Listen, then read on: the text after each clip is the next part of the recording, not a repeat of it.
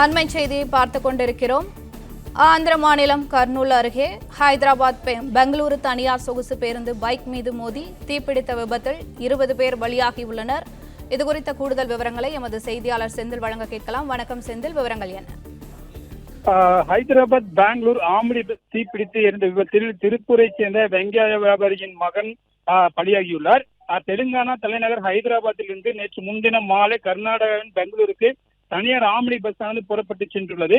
இந்நிலையில் நேற்று முன்தினம் அதிகாலை ஆந்திர மாநிலம் கர்னூல் அருகே பைக் மீது மோதிய பஸ் தீப்பிடித்து எரிந்தது. இதில் 20க்கும் மேற்பட்டோர் அந்த தீ விபத்தில் கருகி உயிரிழந்தனர். இதில் திருப்பூரை சேர்ந்த வெங்காய வியாபாரியின் மகனும் உயிரிழந்திருந்தார். திருப்பூர் புலுப்பட்டி லட்சுமி நகரை சேர்ந்த ராஜா என்பவரின் தள்ளுவண்டி வெங்காய வியாபாரியின் மகன் யுவன் சங்கர்ராஜ். இவர் ஹைதராபாத்தில் உள்ள மருத்துவ ஆய்வகத்தில் பணிபுரிந்து வருகிறார். மேலும் தீபாவளிக்கு விடுமுறை கிடைக்காத நிலையில் பண்டிகை முடிந்த பின் விடுமுறை எடுத்துக்கொண்டு பெட்ரோலை பார்ப்பதற்காக நேற்று முன்தினம் திருப்பூருக்கு புறப்பட்டுள்ளார்.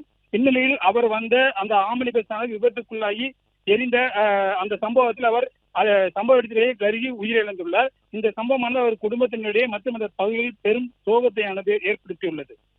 பிளே ஸ்டோர் மற்றும் ஆப் ஸ்டோரில் இருந்து பாலிமர் செயலியை QR கோடு மூலம் பதிவிறக்கம் செய்யுங்கள்.